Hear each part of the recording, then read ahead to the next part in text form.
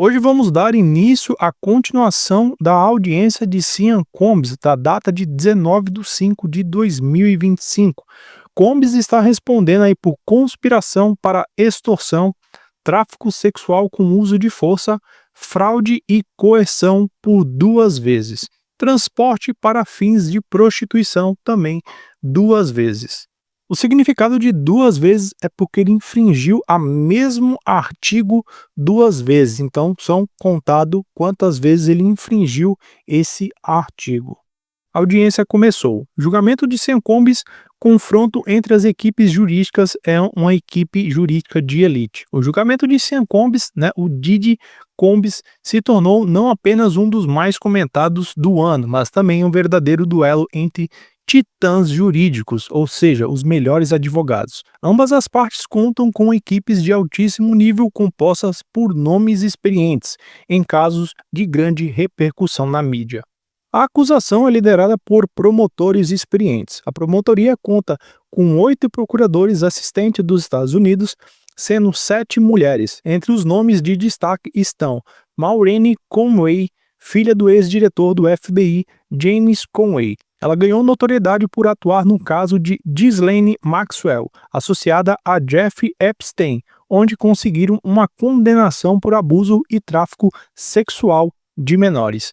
A sua experiência em casos de exploração sexual e figuras públicas de alto escalão traz um peso e credibilidade para a acusação contra Sean Combs, que envolve tráfico sexual, conspiração por extorsão e transporte para fim de prostituição.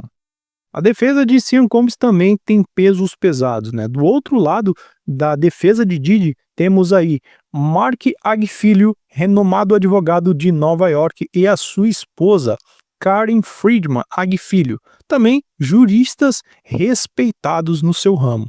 O casal também está envolvido em um outro caso de destaque, a defesa de Luigi Mangione, acusado de assassinato do CEO da Unit Healthcare, Brian Thompson. Um outro nome de peso da equipe de defesa é Brian Steele, advogado de Atlanta, famoso por representar o rapper Young Thug, em um caso complexo de quase 2 anos envolvendo gangues, drogas e armas que terminou com um acordo judicial. Com esse nível de preparação de ambos os lados, o julgamento de Sean Combs ganha contornos ainda mais dramáticos. A acusação já representou e apresentou testemunhos impactantes como Cassie Ventura e da cantora Doll Richard na última sexta-feira. A defesa agora se concentra em desacreditar que as alegações e minimizar os danos da imagem de P. Diddy ou de Sean Combs. Quem ainda deve testemunhar hoje contra Sean Combs? Com o depoimento de Cassie Ventura concluído na última sexta-feira, o julgamento de Sean Combs caminha para uma fase ainda mais intensa, com novos depoimentos aguardados hoje e nos próximos dias. 3 novos acusadores devem depor hoje. Além de Ventura, mais 3 supostas vítimas de Combs deverão prestar depoimento no tribunal. As identidades dessas pessoas são protegidas por decisão judicial. Elas irão usar pseudônimos durante o seu testemunho. Segundo os promotores, seus relatos envolvem padrões semelhantes de violência, coerção e abuso sexual. Testemunhas adicionais ao caso. Os jurados também vão ouvir uma mulher que manteve um relacionamento há 3 anos com Sean Combs, alegando que ele também foi ciumento, controlador e violento. Ex-funcionários que trabalharam para o artista. Um ex-assistente cujo depoimento pode revelar detalhes dos bastidores da vida pessoal e profissional de P. Diddy. Posição de defesa dos advogados de Sean Combs. Os advogados de Sean Combs afirmam que as mulheres envolvidas eram ex-namoradas de longa data. Todas as relações foram consensuais.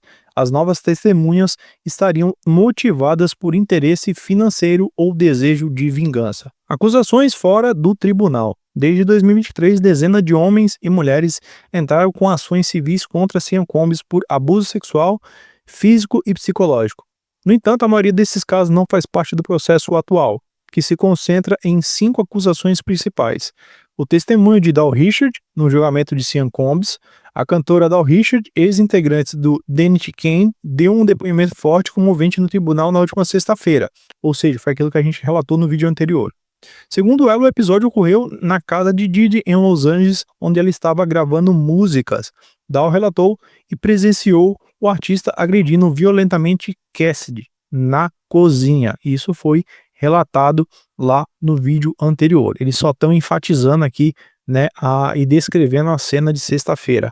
Detalhes do incidente, segundo Dow Richard, né? Ventura preparava o café de manhã quando Sean Combs desce as escadas, muito irritado, gritando: "Onde diabos estão os meus ovos?" Frase de Sean Combs. Então, ele agarrou a frigideira e tentou bater nela. Cassie caiu no chão e se encolheu em posição fetal, enquanto Sean Combs a socava e chutava repetidamente. Dow afirmou nunca tinha visto nada parecido.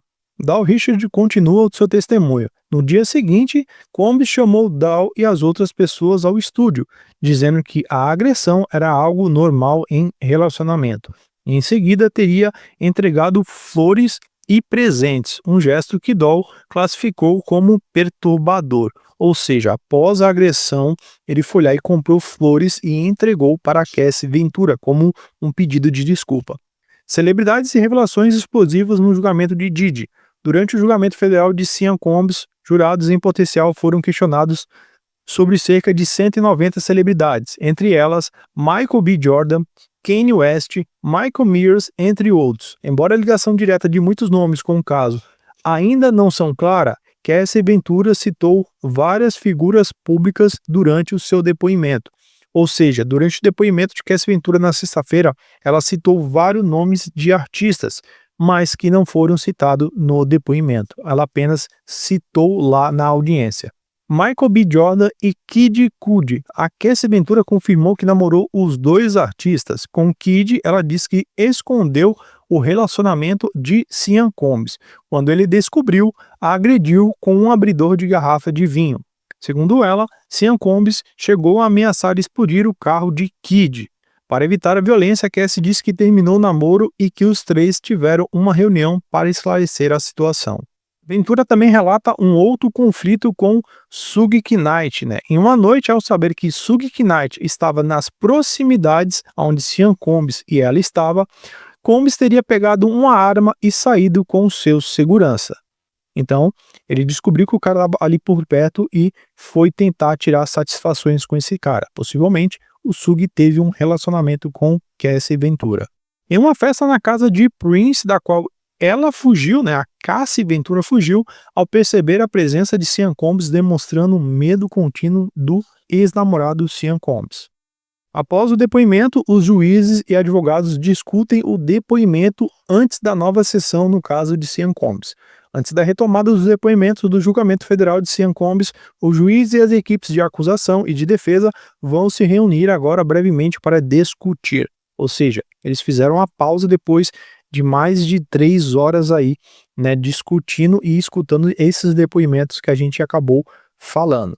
Dow Richard retornou ao banco das testemunhas para reafirmar e detalhar os episódios de agressão envolvendo Sean Combs e Cassie Ventura ocorrido em 2009. Combs teria dito que o episódio de violência com Ventura foi por causa de paixão entre os dois. Em seguida, segundo Richard, ela passou a fazer ameaças diretas. Se dissermos alguma coisa, podemos desaparecer. Richard conclui dizendo ao júri: "Fiquei chocada, mas também assustada."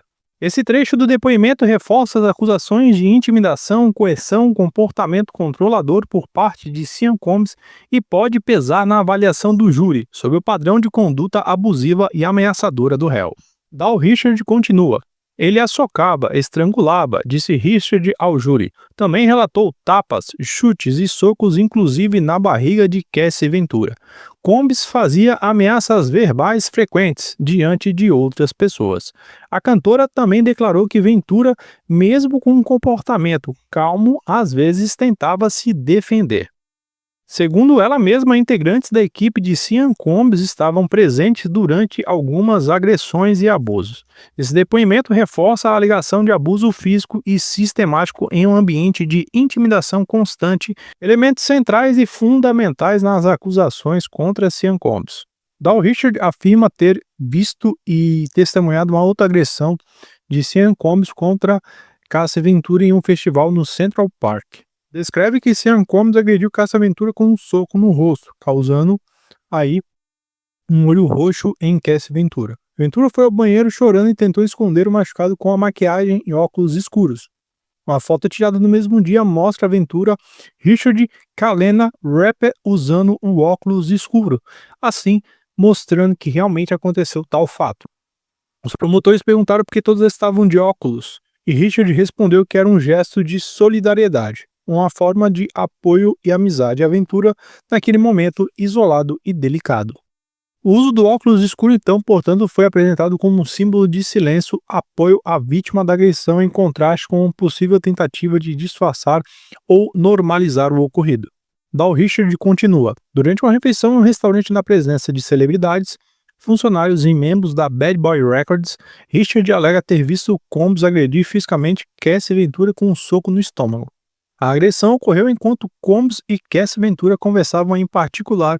Embora o ambiente estivesse cheio de testemunhas, incluindo o presidente da Bad Boy Records, que, segundo Richard, não fez nada para intervir. Após o jantar, no trajeto de volta a uma van Sprinter, Ventura e Combs discutiram novamente sobre o incidente, com Ventura expressando vergonha pela agressão pública.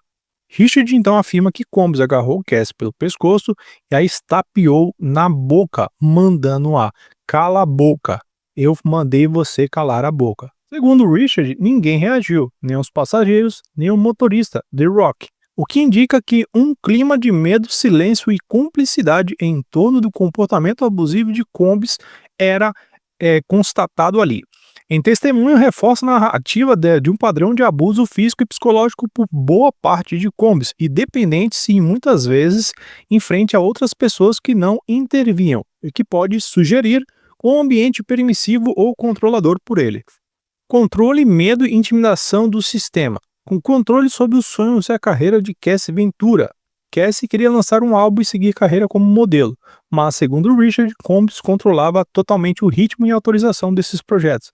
Dizia que ela era dele, uma frase que sugere posse, não parceira. O uso dessa palavra esperar repetidamente por Richard sugere que Cassie era mantida em um limbo profissional, o que pode ser interpretado como uma forma de manipulação e limitação de autonomia.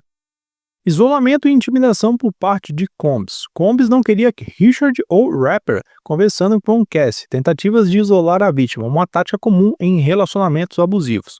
Quando Richard tentou aconselhar Cassie a sair dessa situação, Combs ameaçou diretamente: algo ruim vai acontecer com você. Richard escreve que via medo nos olhos de Cassie, uma observação emocional e poderosa que dá um rosto humano ou a um trauma descrito pela cantora. Cultura do medo ao redor de Combs. Segundo Richard, havia consequências para quem não mantivesse a linha, sugerindo um ambiente coercitivo até para os profissionais que cercavam ele. O presidente da Bad Boy Records teria repetido um aviso muito sinistro. Aspas, fique escuro e solitário se você não prestar atenção ou não ouvir. Fecha aspas. Isso demonstra que o medo era institucionalizado, reforçando inclusive pelos executivos da gravadora.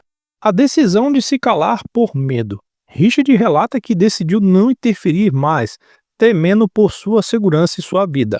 A lógica era bem direta. Abre aspas. Se ele fazia aquilo com alguém que amava, o que não faria com apenas uma funcionária como eu. Fecha aspas. Esse testemunho pinta um retrato de ambiente de abuso sustentado por poder, silêncio e medo. Adiciona novas camadas preocupantes ao retrato já grave da conduta de Sean Combs, conforme descrito no testemunho de Dal Richard. Os pontos centrais envolvem o uso frequente de drogas, porte de arma e intimidação no ambiente profissional. Richard afirma ter visto Sean Combs consumir maconha, acetamina, cocaína e êxtase, tanto em casa quanto no estúdio e com frequência.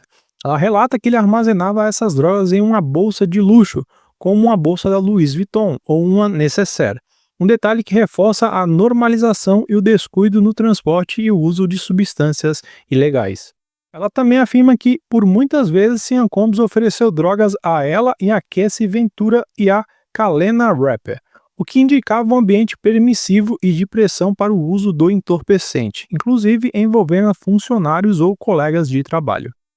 Richard também declara ter visto Sean Combs armado, especialmente ao ir para os estúdios ou para a boate, o que sugere um comportamento de ostentação do poder e de intimidação.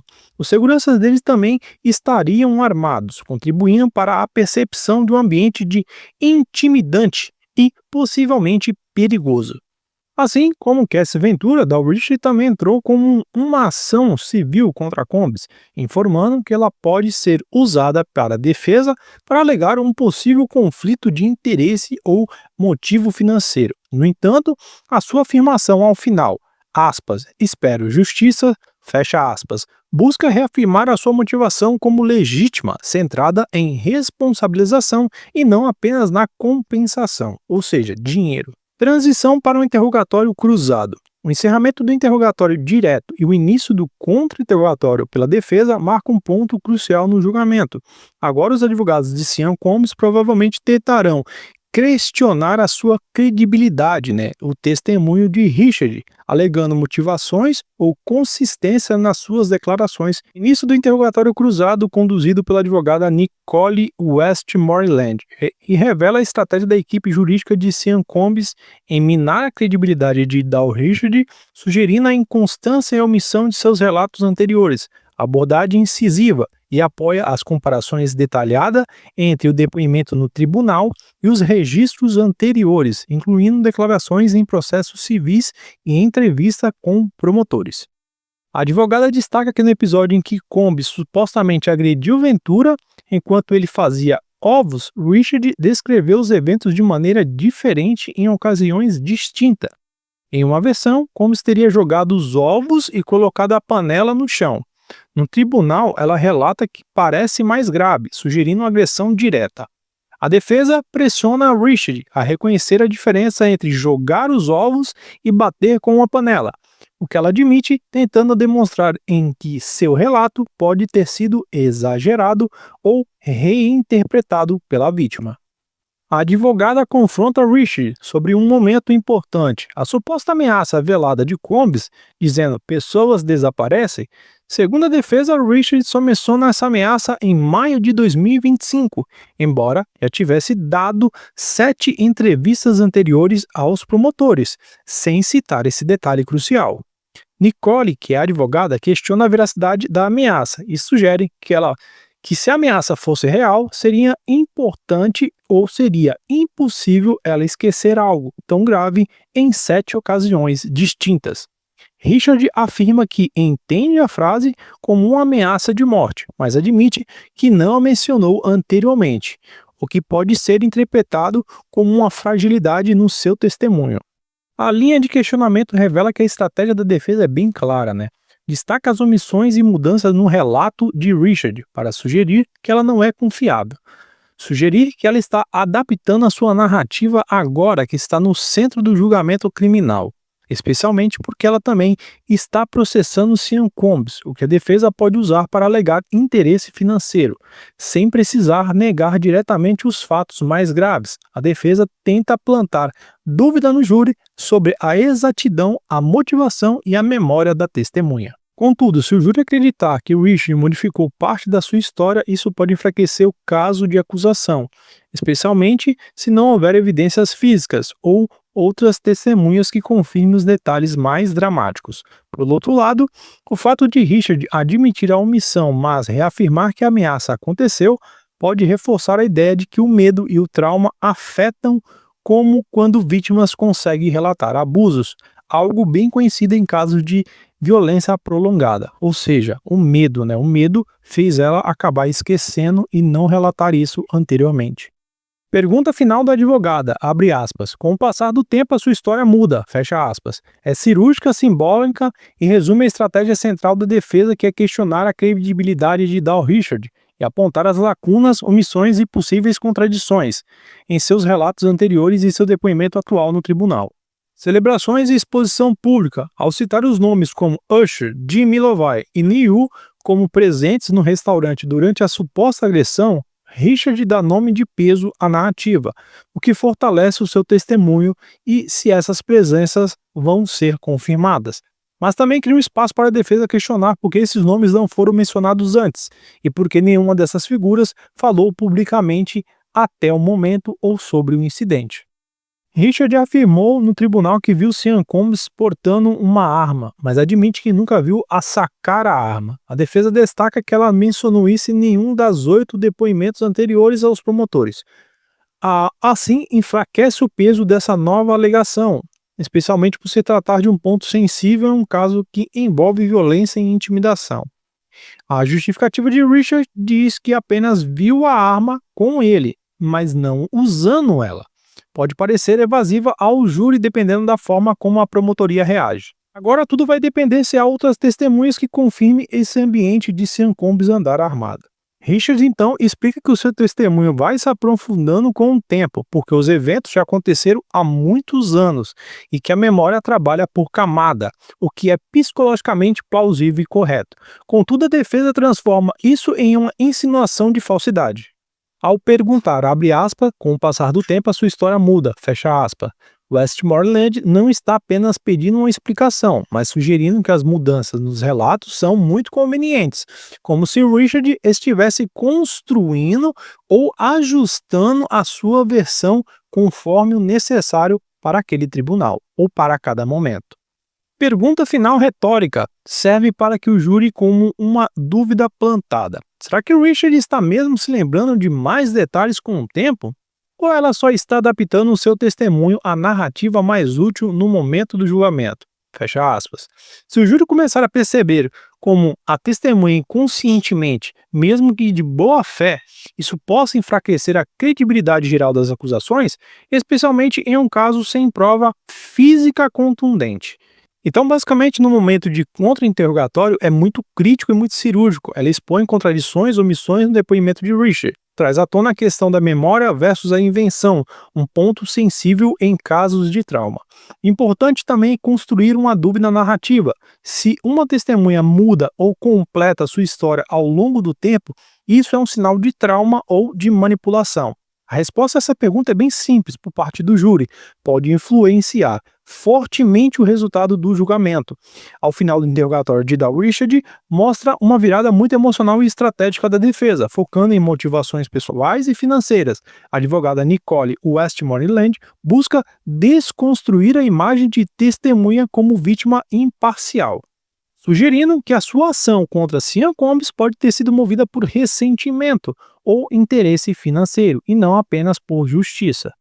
Contradição aparente e contato após a ameaça. A defesa pergunta por que Richard teria retomado o contato com Sean Combs e até pedido para trabalhar novamente com ele, né? E conforme ela declarou, mas ele não te ameaçou no passado? Isso coloca em dúvida a gravidade da ameaça, que ela alegou. Insinua que se o medo fosse real, ela nem se aproximaria voluntariamente dele novamente. A resposta afirmativa de Richard é, abre aspas, sim, fecha aspas, confirma o contato e pode ser interpretada como contraditória ou no mínimo como uma decisão pragmática, dependendo de como o júri enxergar a dinâmica de poder na indústria musical. Carreira de sucesso e ressentimento. O advogado apresenta e diz o seguinte, o sucesso de Richard nos grupos Danity Kane e Didi Dirt Money, ambos ligados a Sean Combs, e a compara com a carreira solo, que teve menos visibilidade comercial. A defesa insinua que o fim do grupo prejudicou a carreira de Richard e que ela guarda mágoa de Sean Combs por arruiná-la 2 vezes, algo que Richard confirma a dizer sim, embora tenha usado o termo triste, não brava. Essa admissão pode ser usada para reforçar a tese da motivação emocional e pessoal por vingança contra Sean Combs. A defesa sugere motivação financeira, sugere que Richard tentou e entrou com um processo após Cassie Ventura, inspirada pelo processo aí com um grande potencial, e por compensação financeira.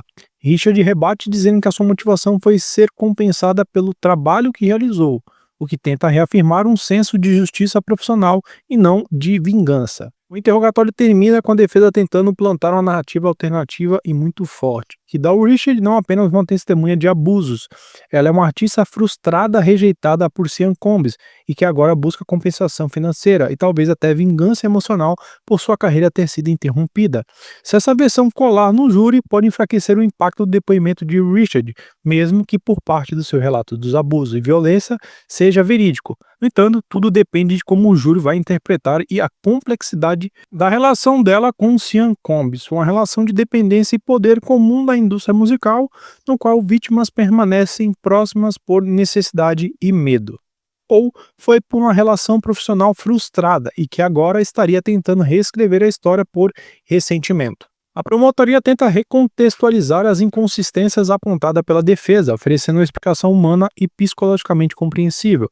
O objetivo da acusação mostra que não se trata de contradições, mas de camadas de memória sendo desenterradas com o tempo, um comportamento consistente com vítimas de ambientes abusivos e coercitivos. Recruzamento da defesa, insistência nas contradições e nas motivações. Contato com Sean Combs após as ameaças supostas tenta mostrar que o medo alegado por Richard não se refletiu em suas ações posteriores, como tentar reiniciar o grupo. Segundo ponto é a motivação financeira. A defesa continua sugerindo que a razão do processo é indenização, não justiça moral ou reparação psicológica. Então, o júri pode interpretar a questão da ação que Richard impôs a Sean Combs de duas maneiras. Como ser compensada pelo trabalho realizado, uma motivação financeira, ou uma reivindicação justa. Então, tem esses dois pontos que o júri pode interpretar. Carey Morgan é chamada para depor. Ela é ex-amiga de Cassie Ventura.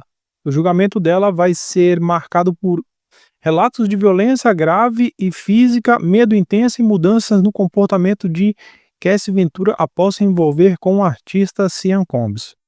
Carey Morgan não é uma funcionária nem ex-parceira romântica de Sean Combs, o que pode dar credibilidade adicional ao seu relato. Ela aparece como uma testemunha ocular e amiga, sem aparente motivação financeira ou profissional direta. Sua relutância em testemunhar não queria e já havia superado tudo isso.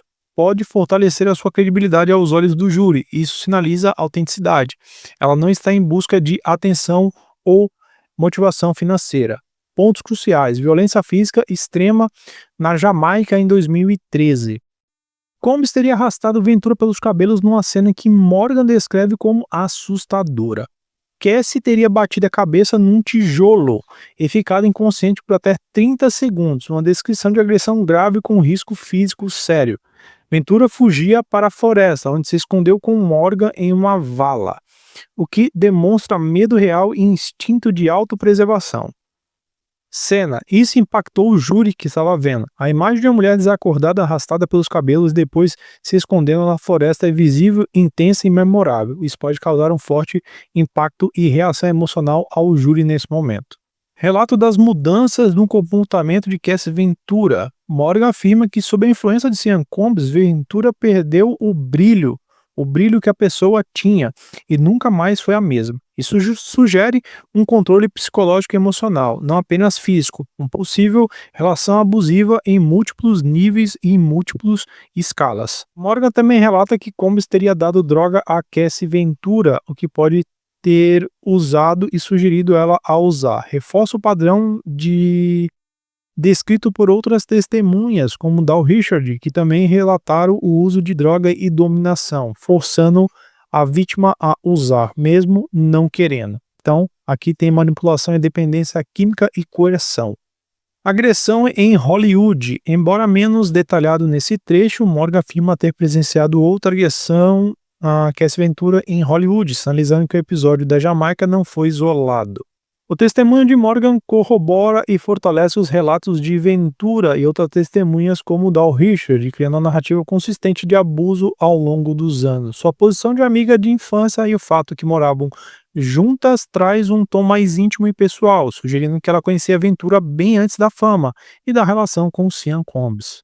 O depoimento de Morgan provavelmente terá um alto impacto emocional no júri e fortalece a acusação ao ilustrar um padrão contínuo de comportamento abusivo por parte de Sean Combs. Esse novo trecho do depoimento de Morgan aprofunda mais o retrato e padrão de comportamento intimidador, ameaçador e perigoso, atribuindo Sean Combs um episódio marcante e ilustrativo e a reação emocional direta de uma testemunha ocular, que foi a Carey Morgan. Morgan relata outros incidentes, Combs armado com um martelo gritando atrás da porta, a imagem de Combs portando o martelo e tentando entrar à força em um apartamento e violento, e ele carregava um martelo. O fato é que ele gritava atrás da porta de madeira, sugerindo um comportamento agressivo potencialmente e totalmente descontrolado. Morgan diz: "Eu fiquei apavorada quando eu vi. Morgan não é parte do relacionamento e sente medo imediato, que reforça o grau de periculosidade da situação. A sua reação espontânea de medo visceral pode causar grande empatia no júri, o medo genuíno de que algo terrível fosse acontecer", diz ela. O estado emocional de Cassie Ventura. Morgan descreve Cassie Ventura como entorpecida e imóvel, demonstrando apatia ou dissociação, sinais possíveis de um trauma psicológico profundo. Morgan diz uma frase, abre aspas, "não achava que ela se importava se Combs entrasse e a matasse", fecha aspas. É exatamente forte e pode ser devastador no julgamento. Indica um nível de desesperança e resignação por parte de Cassie Ventura. Pode sugerir que ela estava psicologicamente quebrada pela dinâmica da relação. Resposta da equipe de Sean Combs. Primeiro de Rock, associado próxima e suposto segurança de Sean Combs, aquele que estava na van, é chamado e não consegue lidar com a situação. Outro funcionário precisa ser acionado, o que indica que o comportamento de Sean Combs exigia intervenção de terceiros para ser contido, ou seja, ele estava totalmente descontrolado e chamaram 2 seguranças para conter ele, coisa que também não conseguiram. Ela acaba alegando isso, a Morgan. Morgan afirma que a polícia apareceu naquele momento, mas não sabe quem chamou. Isso afirma que o episódio foi sério o suficiente para justificar o envolvimento policial. Mesmo sem saber quem acionou a polícia, o fato da polícia ter sido necessária adiciona gravidade institucional ao evento e ao fato ocorrido.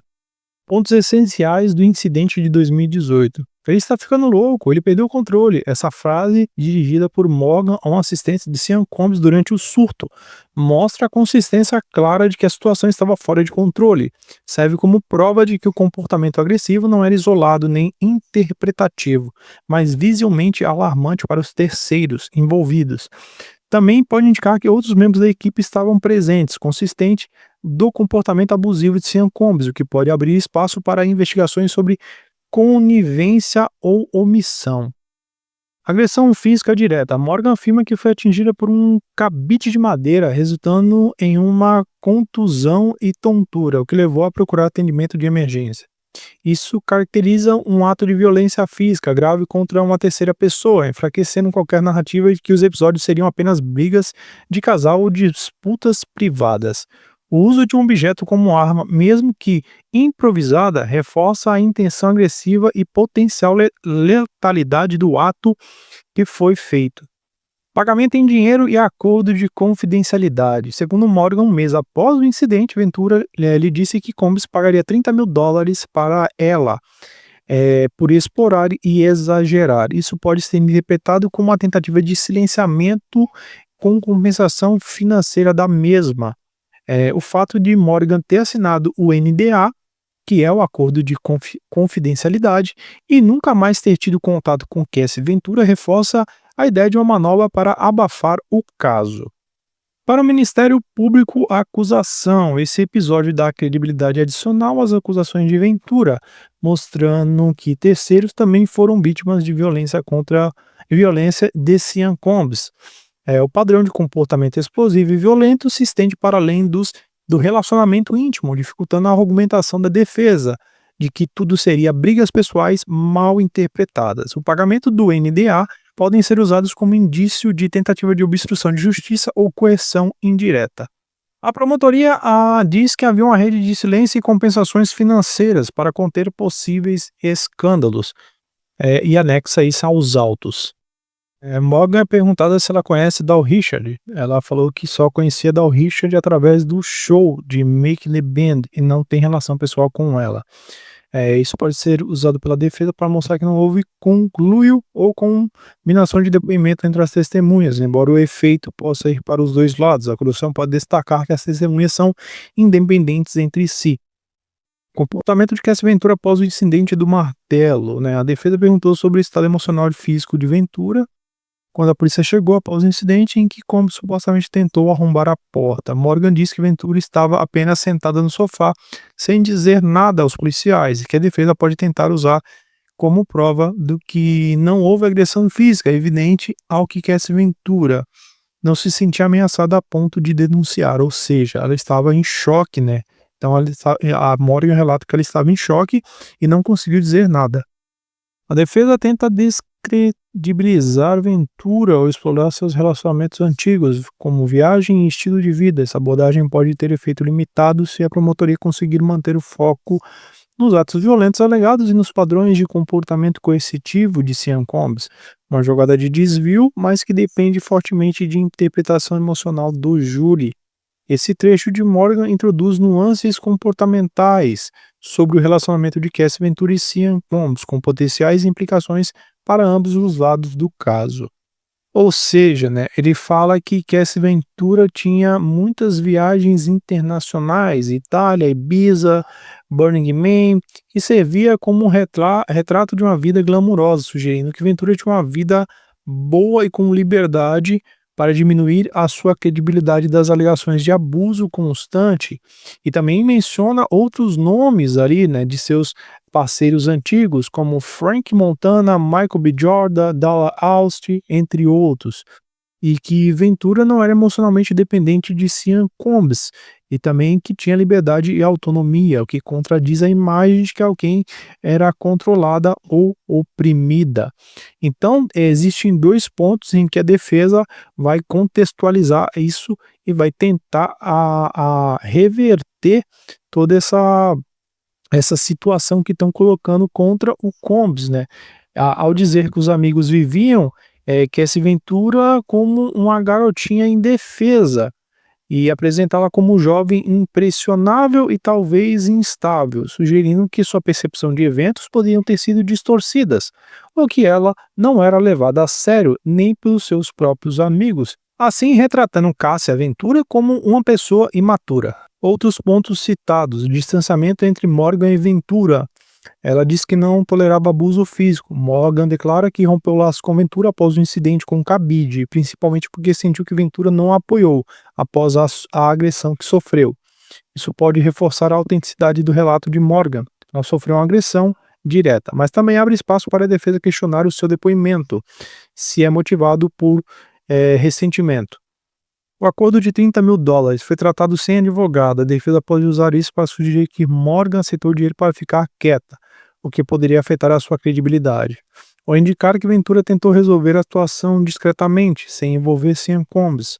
Por outro lado, a acusação pode alegar que esse pagamento é evidência de tentativa de silenciar uma testemunha de abuso, mesmo informalmente. Combs tenta controlar o uso de drogas. Combs tentou fazer com que Cassie Ventura usasse menos drogas. Isso pode ser interpretado de duas formas.